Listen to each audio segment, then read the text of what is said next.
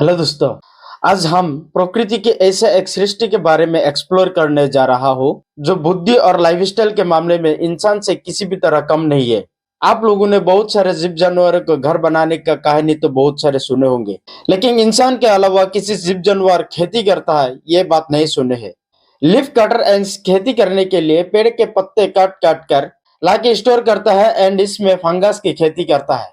और वो फंगस जब बड़े होते हैं इसको खाकर चिट्टिया जिंदा रहता है। ऐसे ही कुछ सालों के अंदर ह्यूमन सोसाइटी जैसे कॉम्प्लेक्स सोसाइटी बना डालते हैं। सिटियों का घरों को इंग्लिश में माउंड बोला जाता है और इस माउंट का अंडरग्राउंड डेप्थ 30 मीटर तक गहरा होता है। और उनके घर बनाने की स्टाइल ठीक ऐसे ही होता है जैसे कि इंसान के घर मल्टी स्टोरीड होता है।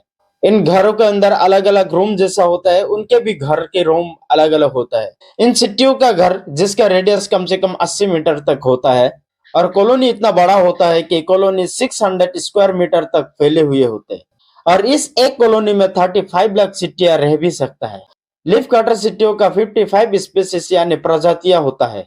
इनमें से मुख्यतः 3 स्पेसीज है, जेनेरा अट्टा एक्रोमिरमेक्स एंड एमोमिरमेक्स। ये species Mexico, USA and Caribbean sea के आसपास जितने इलाका होता है ज्यादातर इनमें ही रहता है। ये लीफ कटर सिट्टी उनके शरीर का 50 गुना ज्यादा लूट कैरी कर सकता है। और ये सिट्टिया जो खेती करता है इसको फंगल कल्टीवेशन बोला जाता है। सिट्टिया इस फंगल कल्टीवेशन के लिए दूर दूर से पेड़ पौधा और बोनू का पत्ता काट कर लाते हैं और अपने घर पर स्टोर करते हैं। उनके बाइट फोर्स 8 मिली न्यूटन होता है जो उनके बॉडी वेट से 2600 गुना ज्यादा होता है। इसीलिए वो किसी भी प्रकार पत्ते को आसानी से काट सकते हैं। उनके colony life civilised human life से कम नहीं है। उनके पंख वाले क्वीन मल्टीपल मेल पार्टनर के साथ इंटीमेट करते हैं। इस समय वो अलग अलग मेल पार्टनर से 30 करोड़ स्पर्म कलेक्ट करते हैं। उसके बाद रानी चिट्टियों के पंख टूट जाते हैं और वो अंडरग्राउंड हो जाती है। सबसे इंटरेस्टिंग बात यह है कि ये लीफ कटर चिट्टी कास्टिज्म फॉलो करता है जो हिंदुइज्म में फॉलो किया जाता है। शरीर के साइज एंड फंक्शन के बेस पर चिट्टियों का कास्ट डिवीजन होता है। एक ही स्पीसीज पर 4 कास्ट होता है कुछ इस तरीके का: minims, minor, media and major.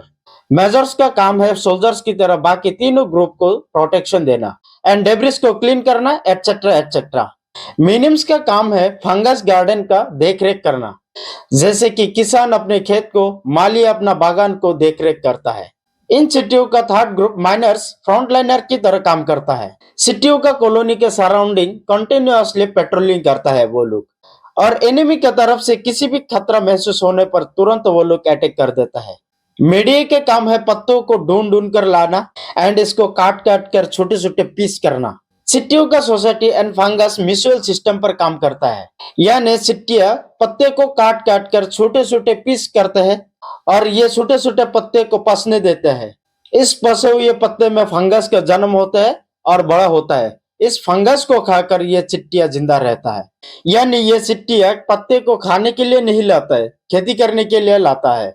जैसे इंसान फसल का खेती करता है और फसल खाकर जिंदा रहता है, वैसे ये चिट्टिया फंगस की खेती करके फंगस खाकर जिंदा रहता है। ये चिट्टिया इतना खतरनाक होता है कि कभी कभी इंसान के साथ उनके लड़ाई हो जाता है। कभी कभी ये चिट्टिया किसान के फार्म लैंड पर पहुंचकर फसल, सब्जी, पेड़ के पत्ते ये सब काट कर लेके आ जाता है। इस चिट्टियों का झुंड इतना खतरनाक होता है कि एक बड़ा सा लेमन का ट्री के सारे पत्तियां 26 घंटे में खत्म कर सकता है। चिट्टियों के अटैक से अपना खेती को बचाने के लिए किसान कभी कभी वेस्ट क्रॉप्स को चिट्टियों के कॉलोनी के पास छोड़ के आता है। जब इन चिट्टियों को अपने कॉलोनी के पास खाना मिल जाता है तब ये लोग खेती में अटैक नहीं करता। ये चिट्टिया फंगल फार्मिंग को इतना साइंटिफिकली करता है कि अगर किसी तरह फंगल फार्म में इन्फेक्शन होता है तो इन्फेक्टेड फंगस को काट कर कॉलोनी के बाहर छोड़ के आता है ताकि उनका इन्फेक्शन और ज्यादा ना बढ़ सके। इंटरेस्टिंग बात है कि साइंटिस्ट अभी तक कॉलोनी लाइफस्टाइल एंड सोसाइटी का सारे फैक्ट्स रिवील नहीं कर पाया।